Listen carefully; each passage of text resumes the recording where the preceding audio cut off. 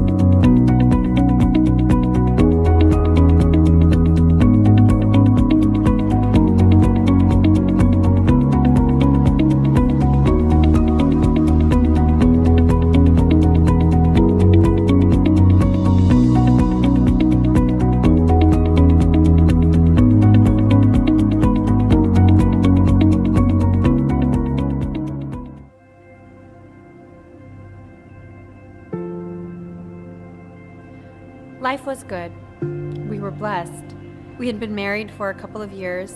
We were enjoying life in Singapore, and we had a baby on the way.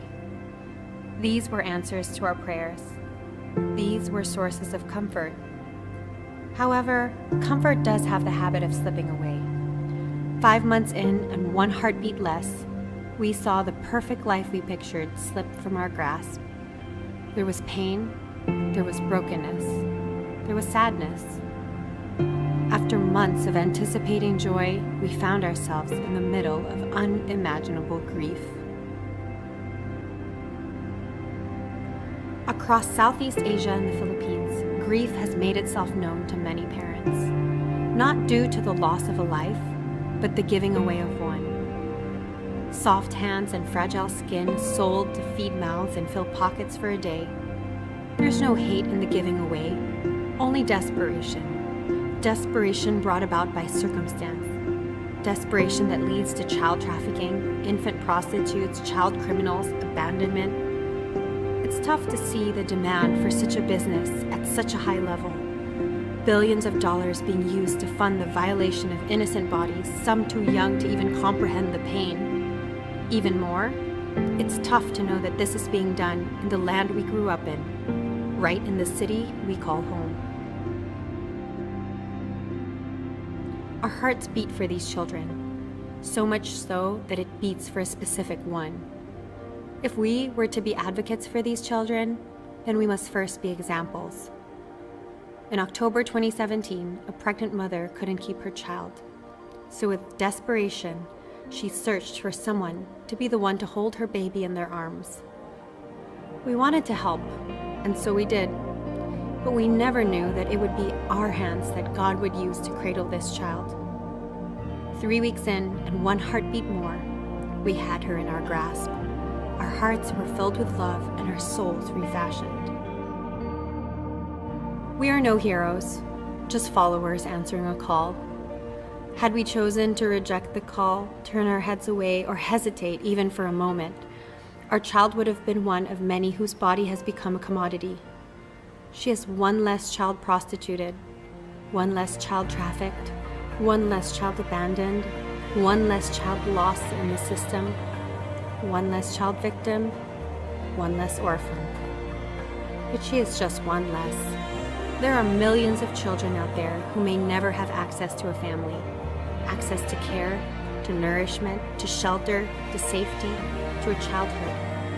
But if more people extended their arms to these children, if the stigma behind adoption was redefined to be a culture of love, then 2 less children would be trafficked, 10 less children abandoned, 1,000 less children criminals, 1 million less children victims to this injustice. And instead, more children would be welcomed home by families who will treat them with love, provide them with nourishment, house them in shelter, care for their safety, and allow for them to have a childhood. Now the call is great, but the answer is simple. It's a heart willing to serve and a courageous kind of love. It's open arms and open homes. At the Buhay Foundation, we advocate for adoption. As of 2016, 1.8 million children in the Philippines were considered abandoned or neglected. And out of that 1.8 million, only 1,818 were placed for adoption. So as a response, the Buhay Foundation aims to develop programs that provide holistic care for pregnant women in crisis, to rescue babies before they are abandoned and disowned, and to encourage and guide families in their adoption journeys. Through this, we hope to see a world where every orphan is adopted into a family, and that all families would be empowered to move in compassion and generosity toward children in need of families. Because at the end of the day, family is the answer.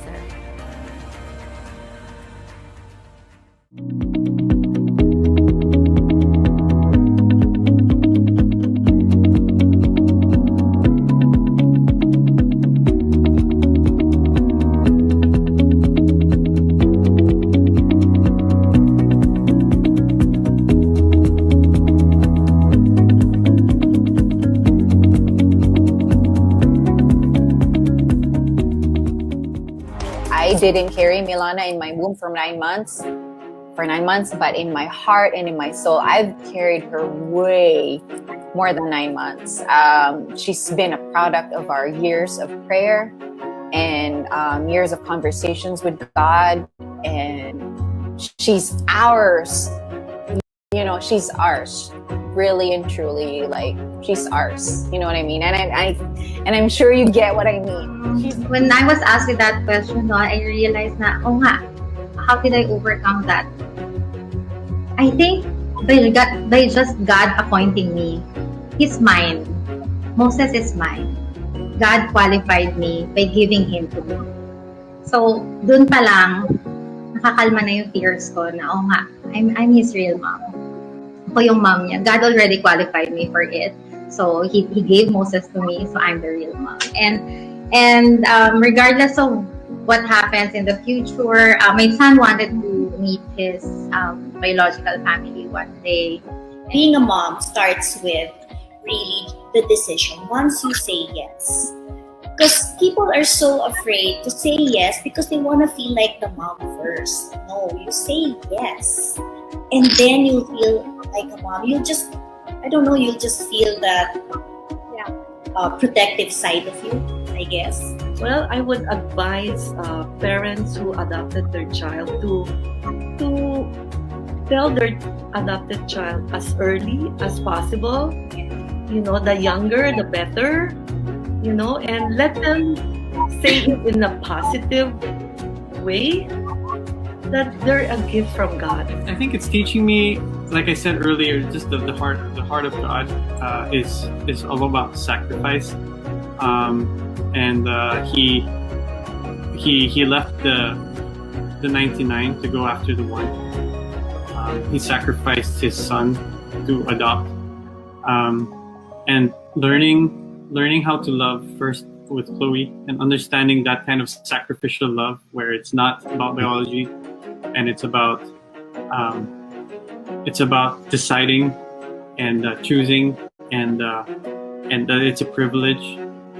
It's really teaching me, you know, that love is action. Love is sacrifice.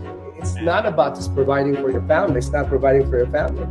It's about raising the next generation and allowing them to, you know, to be impacted by Jesus the way Jesus impacted you. You know, and how you model that. And how can you model if you're not home? How can you model and mentor if you're not home? Actually, we coin it this way. First, we say, bring your mission home. Okay. Everybody has a mission by heart, right? And can't figure out what my mission is. And everyone knows, okay, I give my tithes, I give my money, but there's something I want to do on my own. But I can't go to Timbuktu, I can't go to Africa, I can't go, what's my mission? So we coined the phrase. I said, it's very simple. Bring your mission home. One way or another, God's going to make sure He's going to provide for you, for your needs, for that child's need. Just do the right part. You know, someone once said, stop asking God to bless what you're doing. Find out what God's doing, because it's already blessed. So I think that we all need to look at, okay, let's not look at what's in front of us as far as finances and our circumstance and all this. Let's just do it, and God's going to bless it somehow, some way. Let's just trust God that He's going to come through for us. So my advice to all fathers out there, and of course to all parents who be parents, is that just be ready for it, because it's not going to be easy. Sure, yeah. But of course, all the fun that you have and the love that you're going to get from your children makes it worth it. And it's I mean, I'll do it 10 times over just to have the feeling of, you know, of having children who love you and call you daddy and call you mommy. That's priceless. You can't put a price tag on that. I mean, 1.8 million of orphans, neglected, abandoned children. If one church could provide one family, I think by the grace of God, we can see no more orphans in our nation.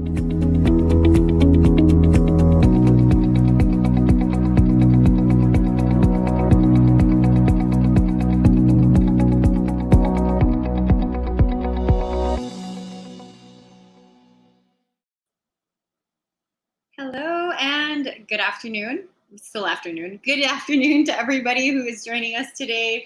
Welcome. My name is Karina Henson, and if you're joining us for the very first time, I work with an organization called Buhay Foundation. And what we like to do is we like to bring inspiring stories that will help foster a culture that celebrates adoption. And today will be no different. We have a wonderful story to share with all of you this afternoon. We're so glad that you decided to spend this time with us. But if you're watching this again right now and you're thinking, oh, I wish that, you know, my friend or one of my family members could have been here to catch it, but unfortunately they can't catch it live, that's all right. This will be available for rewatch after the live stream this afternoon, so it can be rewatched anytime. But we do encourage you to share this on your various social media platforms, wherever you're streaming this from. Encourage you to do that. You could host a few ways you can do that. You could host a watch party. You could just share it. You could tag your friends.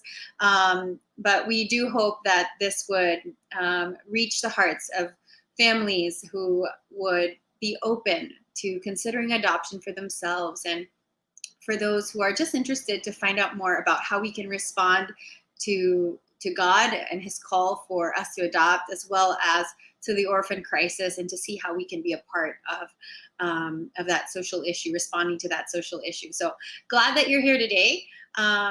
So to get started, I thought I would just share a little bit about Buhay Foundation. We are a nonprofit organization. We're coming to you live from Manila, Philippines. And our heart is really to advocate for adoption, to help people understand that adoption was God's idea, that it's a beautiful thing. It's a wonderful way to build our families. And our hope is that we would be able to celebrate that in society, that the negative stigma around that would begin to change, and we would begin to have just a positive language around adoption. Some of our programs include resources and events and tools for families who are interested in maybe pursuing an adoption journey. We do online consults, and that's available on a monthly basis. Slots for July are still available, as well as I think some slots for August are already open. There's the link that's flashed on your screen. You're welcome to check that out and sign up for an adoption consultation. You don't need to have it all figured out to sign up for one of these. You might just be curious, or you might have a few initial questions, may it be technical, may it be more about, are we ready as a family to do this? Please reach out to us and do schedule a consultation. We'd be happy to spend 30 minutes with you to walk you through the process and to answer any questions that you might have. So that's available for families. We also have Family is the Answer, our forums, which we used to do face-to-face, but due to the pandemic, we are repackaging this. We're really excited about this.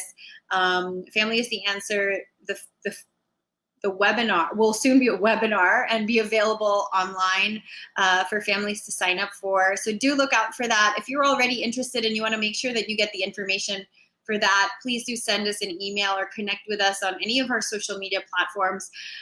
Send us a message so we can make sure that we notify you when that is ready to launch. Also, one of our programs, key programs, and a little bit about what we do in the orphan prevention space is a program called Tulong Kay Nanay. And this is really meant to support pregnant women in crisis. Pregnant women in crisis are basically those who find themselves pregnant, it probably was not planned.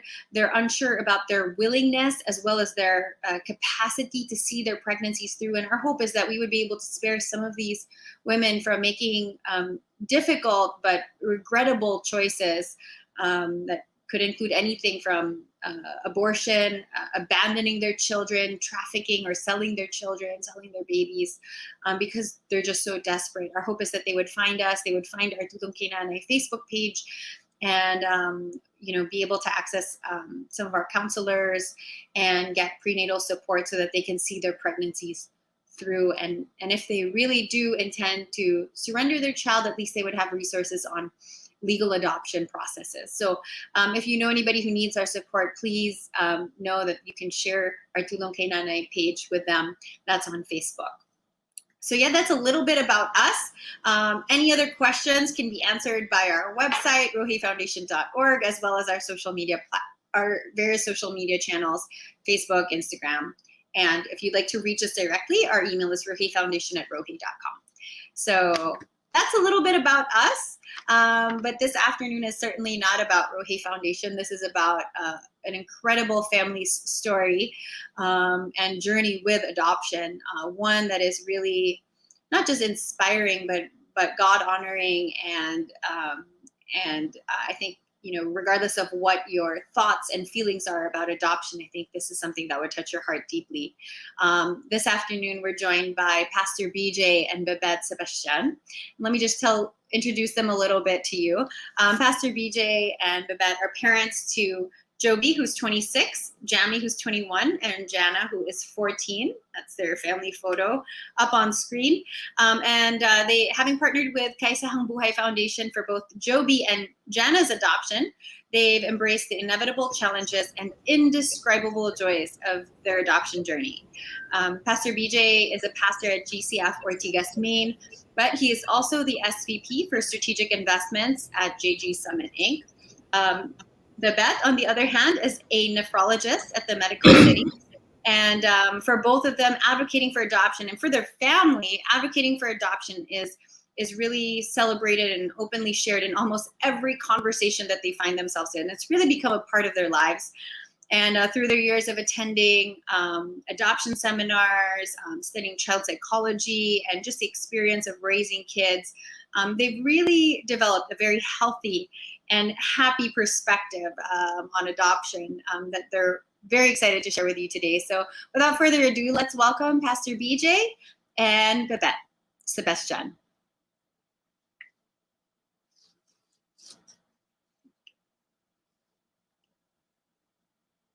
All right. Oops. Okay. We'll get them on. Sorry about that. All right. Hello. Hi, Pastor BJ and Bebet. Hi. Okay. Nice to have you. All right. There. Sorry. I can hear you now. Well, welcome and thank you so much for spending this time with us. Incredibly privileged to have you. I mentioned earlier, I had heard so much about your story first through my dad. Who had shared this when I was considering adopting myself, and because of your story, I think our family was just more open to the idea. And when it came around, you know, my daughter Chloe was welcomed into the arms of a very loving extended family. So thank you for that. I think it's impacted me even from a distance. So I'm excited to have you share that journey with everybody that's joining us this afternoon. So maybe to get started, would it be okay if I ask you both to just share a little bit about your family and adoption, and how adoption has played a part in just the building of your family story?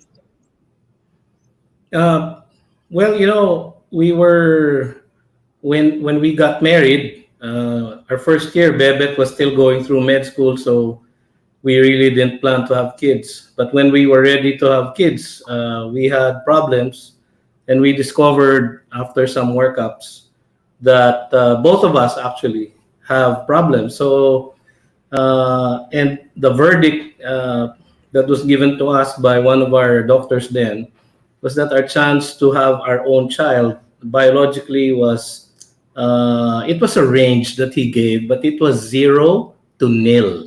No, so not very encouraging. Yeah. No, so because of that, of course, we took that really badly. We cried a lot. We tried a lot of things to try to get pregnant, but it was not to be. And I think in one of the after one of the weeping sessions that we had, we were on our way home. We then lived in Barrio Capitolio in Pasig, and we were going down the main street, and we saw on our left a sign that says Adoptive Families Foundation. So we stopped. We went in and we inquired, and lo and behold, the guys who were there, one was Dr. Robbie C., who was my professor in AIM, and his wife Nina. And they gave us a sort of a quick tour about legal adoption, and at that time there was no law yet for legal adoption. So, and they pointed us to KBF, Kaisahang Buhay Foundation, and it started there. We started thinking about adoption, praying about it. We struggled a bit because, you know, not all members of the family, of our extended family, were open to it, specifically my mom. So, but you know, Bebet's side, I think they welcomed it almost immediately. But for my side, I had to pray for my mom to embrace the idea first. But after a while, you know, we finally took the plunge. We filled out the forms. We went to KBF. We started a home study report. A social worker was assigned to us.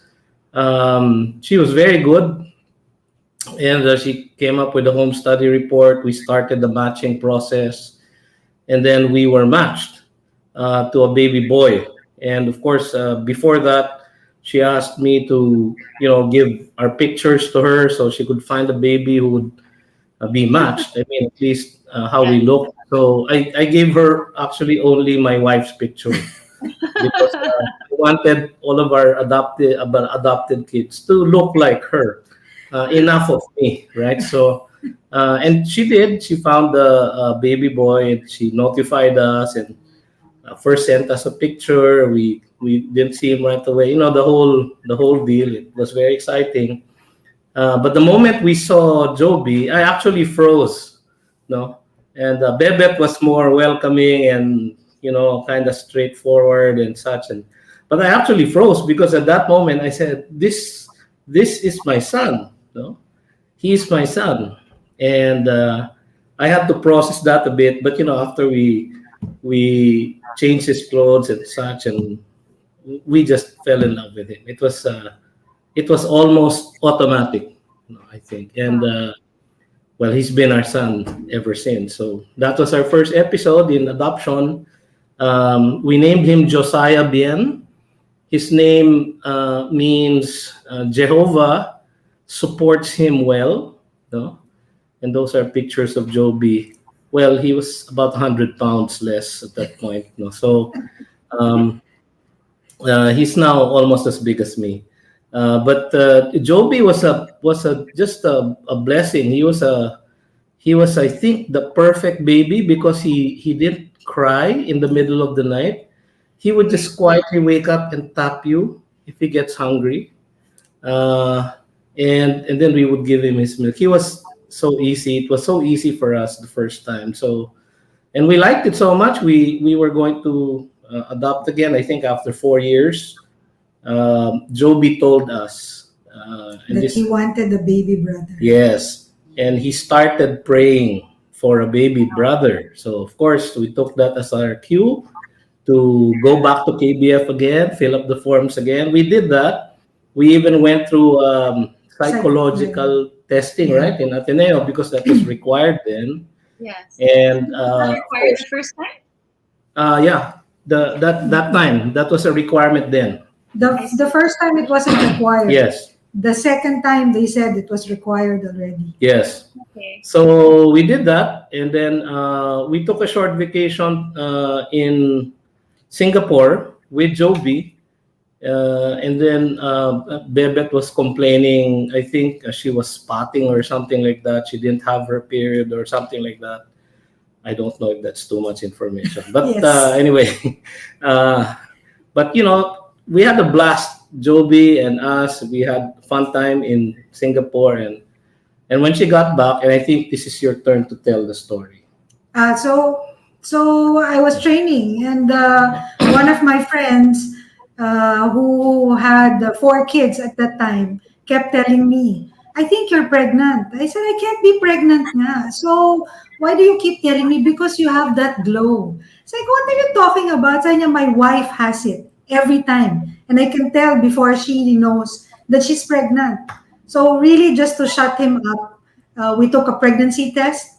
And I didn't even know how to do it. He said, "Oh, just pee on it and then I'll read it for you." So we did it. He read it and it was positive. But of course, we didn't believe it. I did it 3 times and then only to get the same results. And then I told BJ, don't get excited because there can be false positive results. I'll go to the doctor tomorrow. I don't want you there because I don't want the same scenario of us crying in the car because it wasn't a true positive result. We went through that when we had artificial insemination. And so we had, so I said, don't go na lang. So I went to the doctor alone. And then the doctor said, "Where's your husband?" I said, "Mine, hindi ko na sinama. I didn't bring him along because I don't want us to be disappointed na naman and go home in the car crying." And then she goes, "Sayang because," and then she turns on the volume of the ultrasound machine and there was a heartbeat already. Wow. And she was crying again. So, "Why are you crying?" "Because he's not here." So she actually called me the day before and she told me that she was positive for the pregnancy test. And, I was in the middle of these very difficult negotiations with some bankers, and your dad may have been one of them. So I was I was a little irritated. And I said, "This is not funny. I hope you're not making a joke because this is not funny." So I said, "Why don't you confirm it first and then let's talk about it." So that's what she did the next day. And when she came to my office, she had a picture of our son. He was 7 weeks old? 8 weeks old. So we have a picture of him at 8 weeks old, and we've kept that picture, obviously. And that happened, I think it was the 15th of June. And it was 4 days away from Father's Day. And I was preaching on 1 Samuel chapter 1 in church on Father's Day when that wonderful news came to us. So we, unbeknownst to us, there were ladies in our church who were part of our growth group who were praying for our own biological child. They called it Project Benjamin. Because Benjamin being the youngest son of Rachel, the wife of Jacob, and the youngest son of Jacob. So they called it Project Benjamin. And so when we actually announced it, just before I preached, I asked Bebet to come up to the pulpit, and she was the one who announced it, that we were pregnant. Our church forgot worship decorum completely. They exploded. And Wow. they did a wave of sorts. It was pandemonium in our church. Yeah. And all of the ladies who prayed for Project Benjamin, they all were weeping, because their prayer was answered. Long story short. So after 9 months, after a few months, in due time, Jami came to us. Our own biological son, that's him. And I named him John Benjamin because his name, Ione Benjamin, in the original language actually means, by the grace of God, a son of my own strength. Wow. That's what his name means. And he's 21 now. And as you can see, he's so thin. He can hide behind the post. So he looks like the adopted Yeah, child. actually. So if you look at our family picture, Jobie's a bit massive. Jana is not thin herself. And so Jami is the only thin member of our family. So when you look at our family, he's always mistaken to be the adopted child. And how does the family respond to that? How do the kids react to that? I mean, because there can be different emotions that get tied to that, right? Like, yeah. What's the reaction usually when people try to guess who was adopted? Jami is okay with it now, obviously. But, when he was younger and we were trying to tell him that his older brother, Kuya Jobie, was adopted, he was so mad. He could not accept that his Kuya, his older brother, was adopted. He said, no, he's my real brother. No, he's adopted. And we have to explain to him that, adopted is not bad. It's, he's a very special child, etc., etc. So, and very difficult to argue with a very opinionated young child. So, and that's Jami. Because I think we were so prepared for adoption that we had no problem with Jobie. We really were not expecting to get pregnant. And so what we didn't prepare for was how to tell your biological child that his older brother is adopted. So that one was kind of difficult for us to navigate at that time. He actually asked me eventually, he said, okay, if he's adopted, then I should be adopted too. So he asked me for a certificate of adoption, which I drew up from Microsoft Word. And you made one? I made one. And I gave it to him. He said, there, you're adopted. So, okay, I'm adopted too. Of course, later on when we had Jana, when we adopted Jana, it turned out he's the only biological child in the family, right? And he always said that he felt outnumbered. Yeah, so he would, sometimes he will say, I'm so outnumbered here. But he says it all in jest, of course. They love each other. They love each other so much. They have so much fun together. You wouldn't even think for a moment that any of them were adopted. Yeah. Of course, physically, they kind of don't, they don't look alike. Very often, that fact is pointed out that they don't look alike, but they are very much alike. They're very close to each other, especially during this pandemic. Some families have problems getting along, being cooped up in one house, 24/7. Not our kids. They enjoy it. They love it. They watch movies together. They talk about memes together. They go over their social media posts together. So it's been a very, very happy life for us, because our kids really get along. So we forgot to mention that between Jami and Jana, we actually have one more adopted daughter. And that came about because Jami and Jobie were praying for a baby sister. Yes. And we said, no, we're done. That's not going to happen. And then one time during their prayer time, Jobie prayed for a baby sister and Jami said yes. And I said no. And then Jobie said, but it's been seconded. So it's going to happen. And so later that year, my sister called me up and said, are you home? I said, yeah, I'm home. Don't leave. I'm bringing something over. And so she has a restaurant. And so I normally get free food from her. So I was waiting for food. And she comes and she was carrying a baby. And I said, where's the food? I said, oh, no, it's not food. I'm bringing this baby. I said, why? Sabi niya, baby was left in our office. Sabi ko, so? Sabi niya, so your kids are praying for a baby girl. She's a baby girl. And so get her. I said, no, I don't want a baby girl anymore.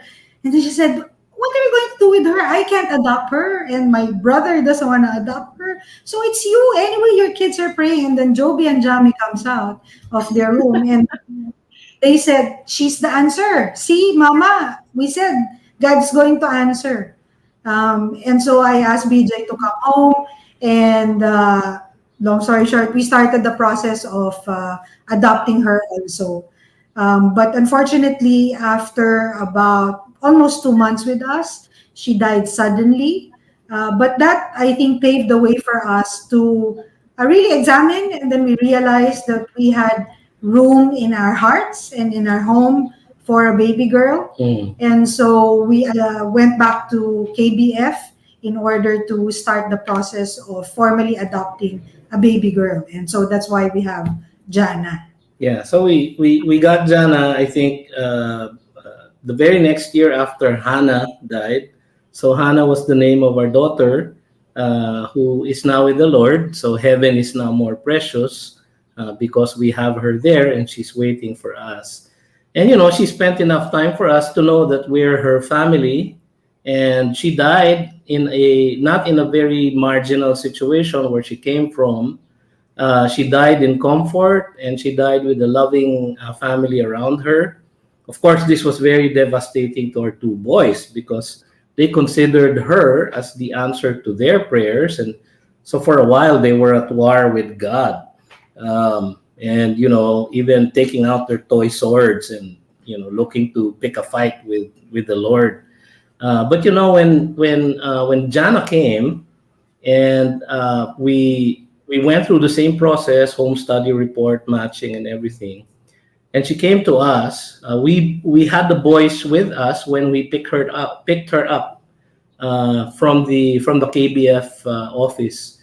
And as you can see, she's just a darling. So they immediately loved her and welcomed her into our family.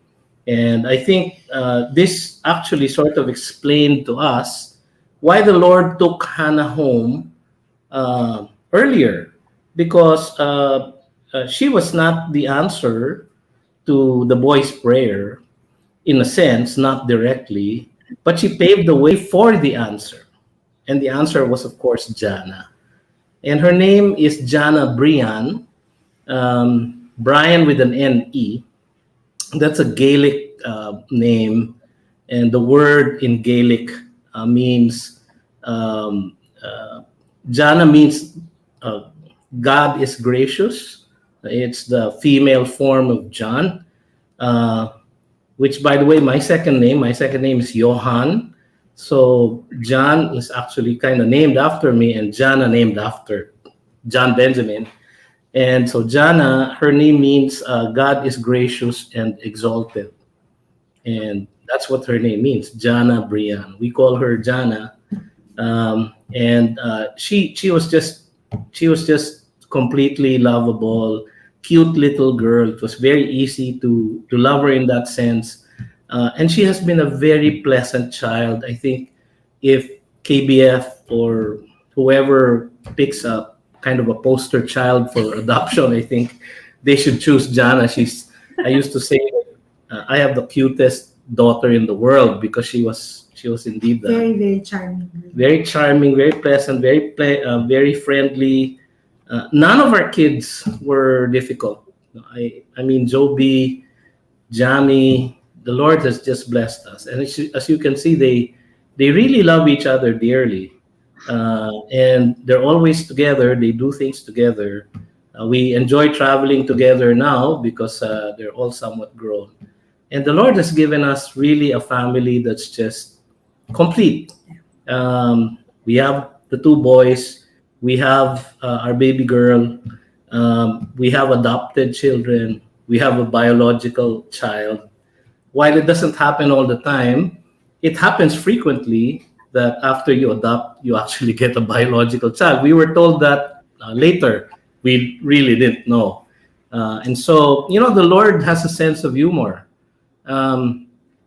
After we had accepted the fact and we were very settled with the idea of adoption, and of course, we were told before that our chances of getting our own biological child is 0 to 0, right? So he gave us one. I mean, just maybe to make us laugh, right? When we stopped praying, and there were others who were praying. When we stopped praying because we had accepted his will, he said, "Okay, why don't I make things a little interesting and just give you one, right?" And it was impossible for us to have our own baby. So Jami, in a sense, is really another miracle child. I mean, Jobie is a miracle child to us. Jana is the same. And Jami is, really supernatural. So every time, every morning when I walk, when I eat breakfast across the table from me is absolute and undeniable proof of the existence of God and how he expends his supernatural power to bless his children. So, and then I have two other miracle children who are just a joy to us. And while all kids have issues and we struggle with some of them, when they became teenagers. So we never thought we'd ever get over with teenage angst, right? So Jobie became a teenager, he had a lot of angst, and then when he was kind of grown, and I said, okay, we're over the teenage phase. Jami becomes a teenager and has the same kind of angst, and now that Jami's now an adult, he's 21, and now Jana is entering the teenage years, and we are expecting the same kind of angst again. So we never get over the teenager phase up to now. So, but it's been a blessing. Our family is certainly, I cannot ask the Lord for a better family, a better set of kids. If that is an encouragement to those who are thinking of adopting, when you give love, the Lord is gracious towards us. And he says, freely I give to you, so you must also freely give. And when you learn that, I think it's not guaranteed, but when you show grace will be shown upon you, I think. And that is certainly true for us. So if there's anybody here who's kind of thinking about adopting and whether, can I love the kid or something like that, I'll tell you right off. When God, you see, one principle we all have to remember is that our children do not come from us.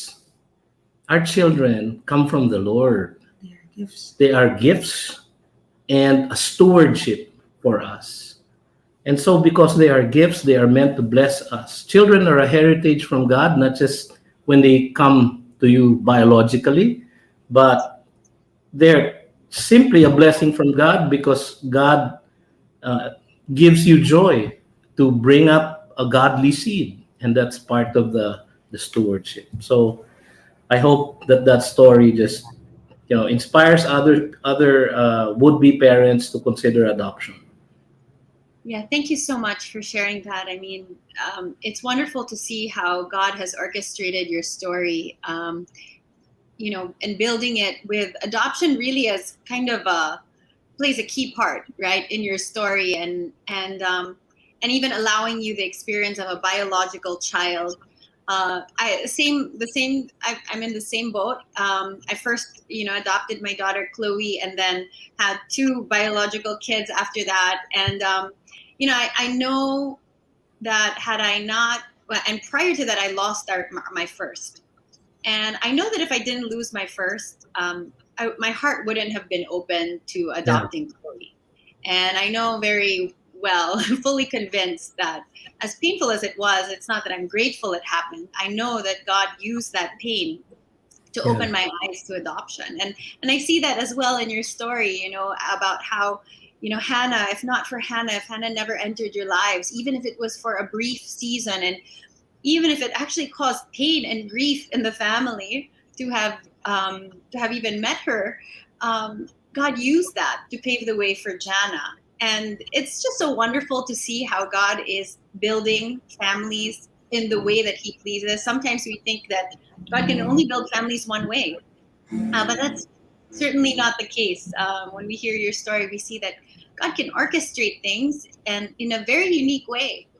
And I wanted to go back to a few things that you mentioned. I thought some of them we could talk a little bit more about. Initially, you said that Pastor BJ, your mom wasn't so open to the idea. And I'm sure that over the course of many years of raising your family, you've encountered people who might not fully understand the beauty of adoption. How do you interact with those people? What are your perspectives, and how do you help them get on board? How do you help them see that what God has done for you guys is not it wasn't plan B, but it was actually the best that God has for you, and how do you help them see that? I think the important thing is really to prepare your kids, because they're the ones who will be at the receiving end of such a negative perspective, right?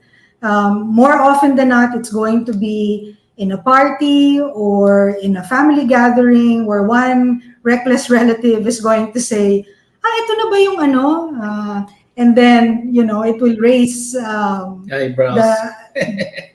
the discussion, right? And so the first thing we really had to do was to prepare the kids. And the way to do that was we told them very early on that they're adopted. And in fact, before we adopted, we consulted child psych.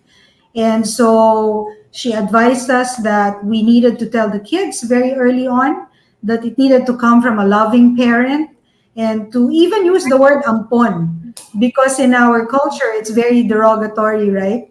And so she said, if it comes from a loving parent, they'll never see it as anything negative. And so that's actually how we told them very early on. When we would read their storybooks, we got books from the US on adoption. And so we do that. But every time the word adoption comes, we replace it with ampon. And so they grew up knowing that. And so they were never affected when someone would come in and would have that negative air about them. Our attitude is just really to show them that our family is as authentic as the next family. I think from the way that they see us interact with each other, we are able to show them that adoption is a good thing. Because there is really no point in trying to change other people's minds about it when they're so negative about it. But when they see it, they see how you interact and how everything just, is good. They can't say anything negative about it anymore. Yeah.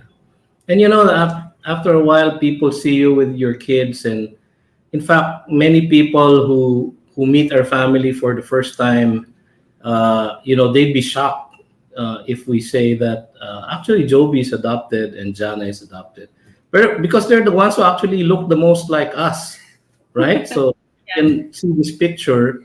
I mean, if you were just to pick out independently who the adopted one is, you'd pick out Jami right away, right? So, and they have gotten to look so much like us, especially Jana. Jana is like a mini version of Bebet, no? It's just amazing that she came out of somebody else's stomach, but she's every bit like her mom, no? And growing up with us, of course, all her mannerisms, everything. She's her mom. And Jobie's the same with me. Jami's the same, of course. In many respects, he's really my son. He got all of my bad things. He's irritable. He's impatient. So, and you can see the genetics there. No, but it's just a wonderful thing how the Lord, when he calls you to do something, He equips you. He enables you to carry out the tasks that He called you for. And adoption is certainly a God-ordained task. I mean, our God Himself is an adoptive Father. He adopted us, right? He adopted us into His forever family. And I don't know, that's mind-blowing reality to me. And by adopting Jobie and Jana, I learned to see a perspective of adoption that can only be seen maybe in God's eyes. But Ephesians 1:5 tells us He predestined us for adoption to Himself as sons through Jesus Christ, according to the purpose of His will, to the praise of His glorious grace. So He is praised because He is an adoptive Father. No, our Lord Jesus Christ is the mediator of the new covenant, right? And He's an adopted son, adopted by Joseph. And Moses, who is the mediator of the old covenant, is an adopted son.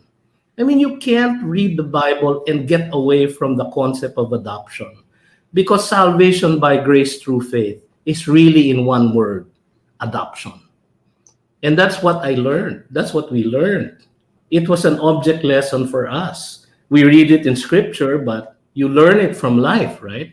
And the Lord, I suppose, in the same way that He did it for Hosea or Ezekiel the prophet, He actually gave our lives as an object lesson of what He wanted us to learn about salvation by grace through faith.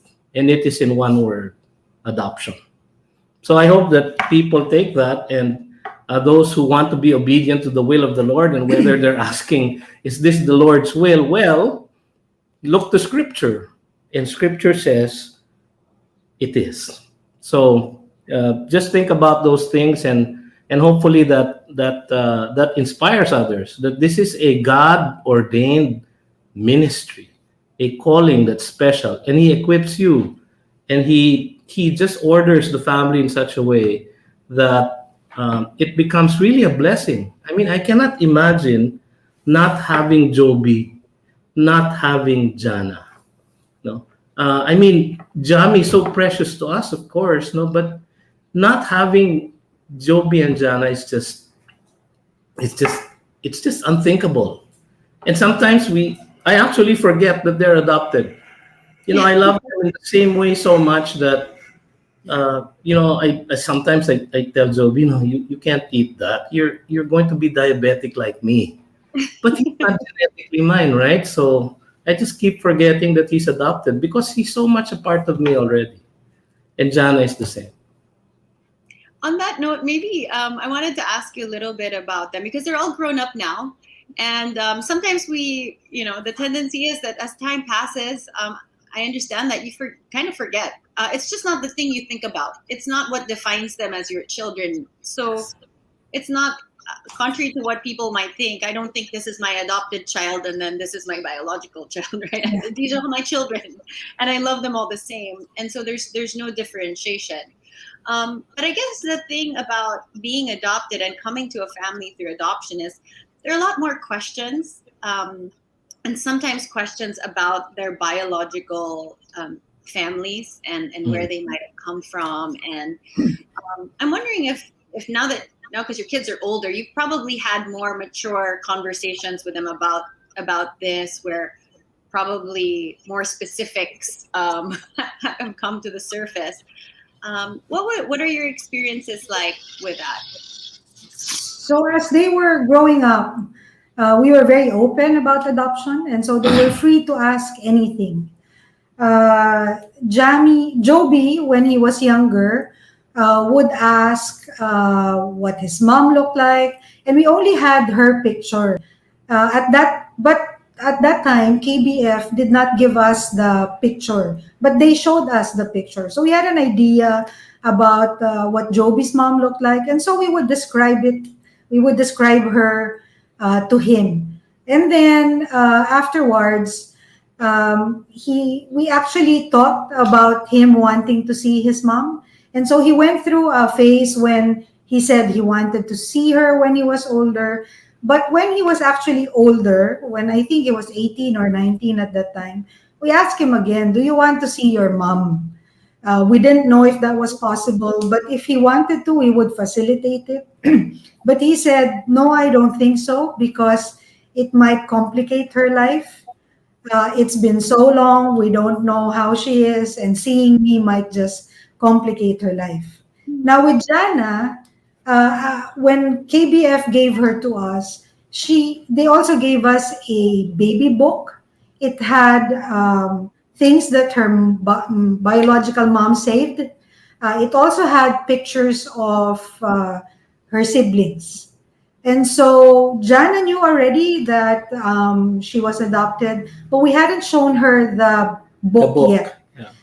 We were consulting with my friend who is a child psychiatrist, and she said, no, not yet. And so we took the cue. Finally, when she was about 12 or 11, she started 12, asking. And so BJ and I just, gave a signal to each other, and he said, we think it's time. So we took out the baby book, and we showed her her pictures of her siblings.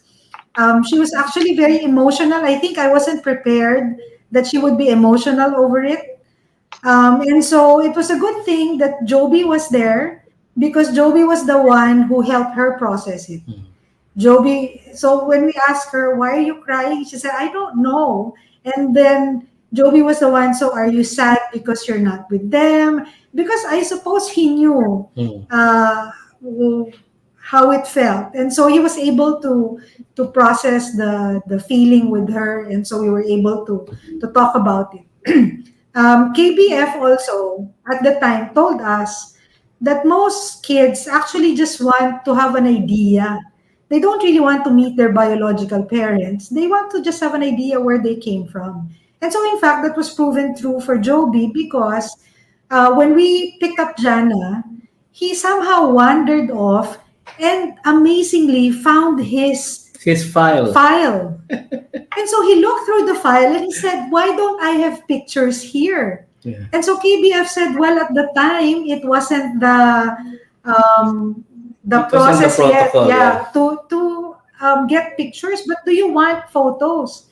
And Jobie said yes. And so they sent us a photo of the mom. And so Jobie was able to take a look at the photo of the mom, and he was fine with that already. So that's how we got around to really discussing it with them. Of course, there's the usual thing about classmates making fun of them. Now,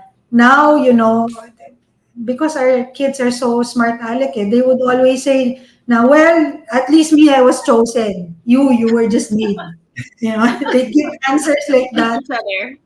Yeah, and then Jana is so open about her adoption that sometimes I would have parents texting me and telling me, I'm so sorry, my son keeps telling us that Jana is adopted. I said, oh, but she's really adopted.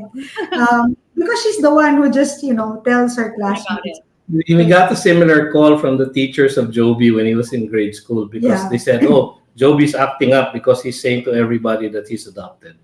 And we went all the way to his school for a conference with the teacher just to say, actually, yes, he's really adopted. And he's fine with it.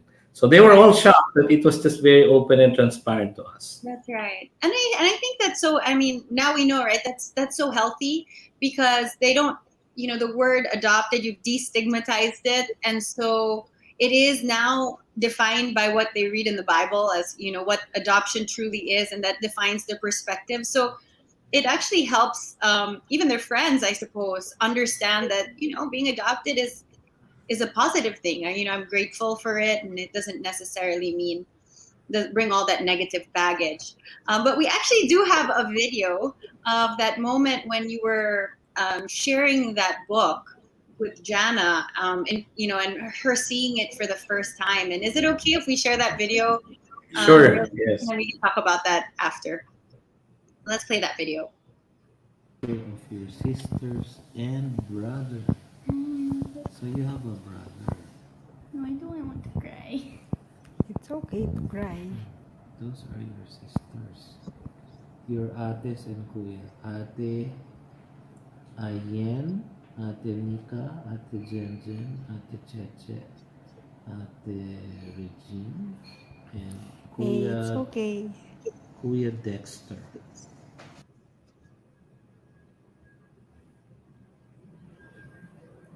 Can you tell us a little bit about how did that go? How did it end? I know she got quite emotional, you know, seeing the photos and then, you know, seeing faces, I suppose, of her biological siblings.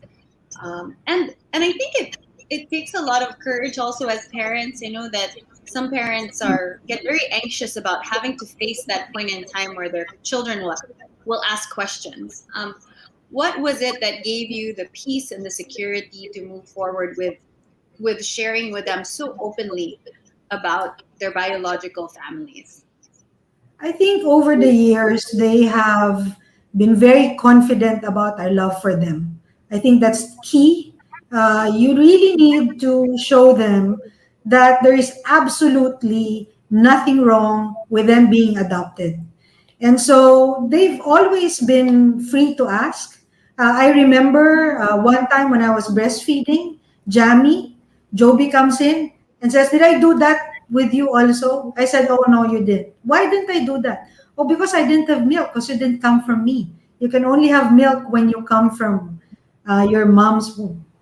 And so he just stands there, and then I go, "Do you want to try?" And then he goes, "No, it looks kadiri." And so after that event, I called my friend who is a child psychiatrist. I said, "Was that okay?" And she said, "Yeah, it's okay, because then when he grows up, he will know that that option was given to him and it was his choice, and that, you know, nothing that the biological child experiences was ever deprived from him. And so it's okay. I mean, you just have this natural knack for knowing what to do. So that was perfectly fine." And so you know, and then Jana would ask before, because her biological mom would actually send gifts before. And KBF would ask us if they can send it over.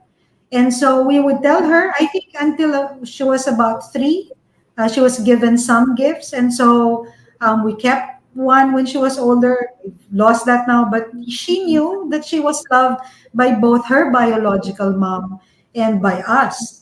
Yeah, and so we needed to frame her story also in such a way that they will not think negatively of their biological parents.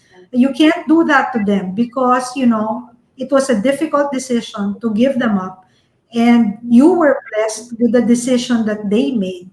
And so we needed to paint a very positive picture about why they were given up.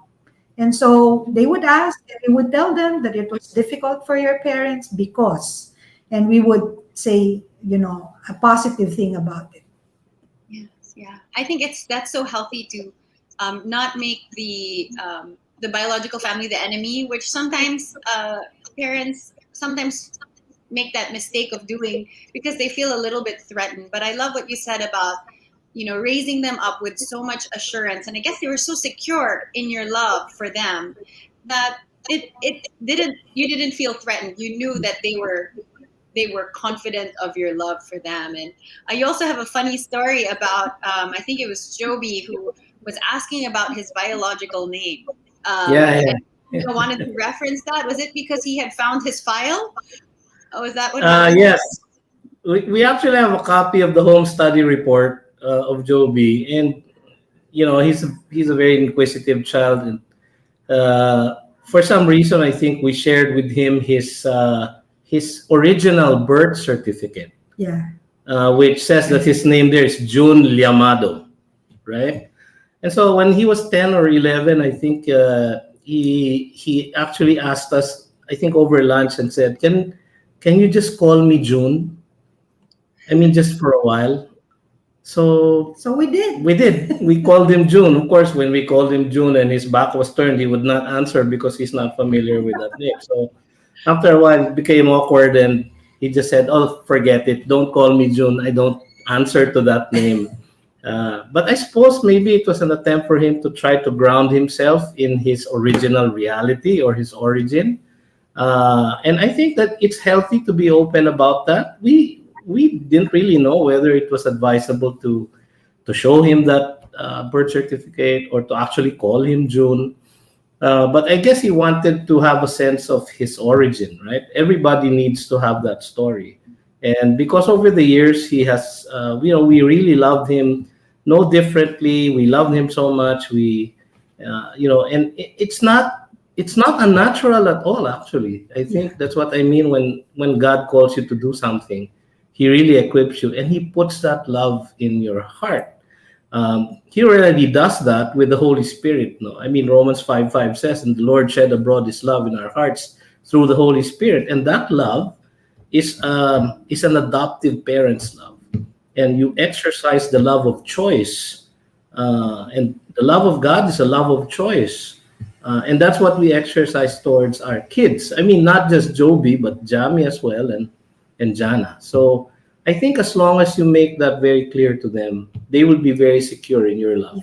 You need to always keep an open line of communication. I mean, that's true for, biological kids, but I think more so for adoptive kids, you need to give them room to ask as many questions as they want about what you know about their biological family. And so Jana actually has that book with her already.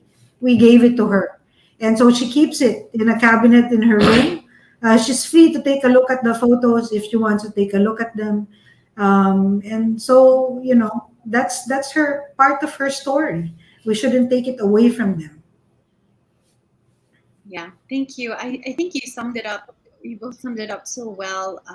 It's just the love of God that you mirror to your children, regardless of whether they come to you through adoption or biologically. And however, God decides to build your family, you choose to love them, your children. There's an extra special aspect to it when the child comes to you through adoption. But it really is mirroring the love of God and modeling what Jesus has done for us. And I guess in closing, just as we wrap up, Pastor BJ and Bebet, maybe one of the questions that we get a lot from especially a Christian community is adoption for everyone? Is adoption for everyone? And how else can I respond to God in this area if I don't know if adoption is for me or not?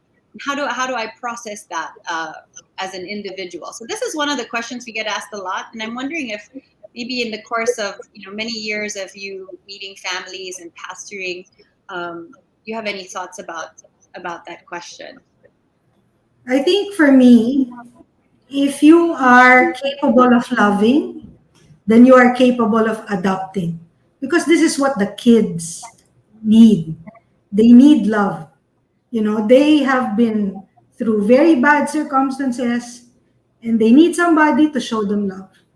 And so if you can love, you can adopt. And then also look at the avenues that God is using to open doors for you. I mean, us, when we look back, we are just so clear that this was for us because, we were going home from our OB actually. after being told once again that the AI that we did for the 8th time did not work. And so we were going home, we were so disheartened again, and we see the sign. And we just decided, oh, let's take a look. And then inside was BJ's professor. No? So, God will give you cues because this is going to be His will for you. He's going to open the doors and you will see it clearly. So we didn't go into it like blindly, like let's just adopt. We studied it. We attended forums. We asked counsel from our friends. We went to child psychiatrists even before. We really prepped so that we knew that this was something that God meant for us to do. And He really confirmed it every step of the way. And we prayed a lot. You have to pray a lot because this is a God-ordained ministry. And if you are feeling a calling to do something from the Lord, you need to pray so that He can confirm it in your heart. And He did for us. So maybe in that sense, it may not be for everyone in that sense, but for me, if you have experienced the love of God, you should be able to give the love of God to another child. Thank you. Well, thank you. Before you go, what's your encouragement to the viewers who are watching? Maybe they're on the fence about adoption, or they're not sure about where to start or what to do. Maybe you could what's your word of encouragement for them? First. Oh, it's been really beautiful for us. And we have our share of difficulties. Jobie, for example, was diagnosed with bipolar disorder. And so that was the difficult time. But you can have that. You can have mental disorder with your own child, with your own biological child. It's not like something that he got. Yeah. And while it can be, biologic, it can happen to anybody. And so all the difficulties that come with it comes because you are a family. It's not because one is adopted. No? And so I say, if you're thinking about it, for us, there have been no regrets, really. Yep. It's been beautiful all the way. It's not been easy, but it has been beautiful for us because it has really allowed us to really exercise love in a manner that really just glorifies God, I think, And so for us, it's been really good. Well, the best path to take always is, and I always share this in many of my talks, is that if you want to be successful, you have to be in the middle of God's will. That's the formula for success. You have to be in the middle of God's will. And is it God's will for you to express love to another individual so that you can take care of that child who's helpless? I think the scripture very clearly says that it is. So if you're consulting scripture about it, it's certainly something that you should consider. You have to consider your specific circumstances, especially your ability to be able to support the child and bring up the child. But don't worry about, can I love this child? Because the love of God has been shed abroad in our hearts through the Holy Spirit. And if He can love you, you can love that child. Thank you. Thank you so much. Thank you for just your wisdom in this matter, and the encouragement, and just the gift of your story. I think there's just so much to learn from you, Pastor BJ and Bebet. Thank you so much for joining us this afternoon. Greatly privileged to have you and spend this time together. So thank you. In closing, we're gonna wrap up, but I do want to flash this last quote, this last screenshot. This was actually a post written by Jobie not too long ago, where he's greeting his mom happy birthday. And he goes on to say, what may be true isn't always what is real. I may not have been born from you, but I am your son. I would forever be grateful to you for changing my name from Jude to Josiah Bian. And what a wonderful post. And I think to hear it from your son's perspective is all the more encouraging. Absolutely. Thank you for the example of your family, Pastor BJ and Ms. Bebet. Thank you for joining us this afternoon. Thank you. Thank you. All right. We hope to see you again. Thank you.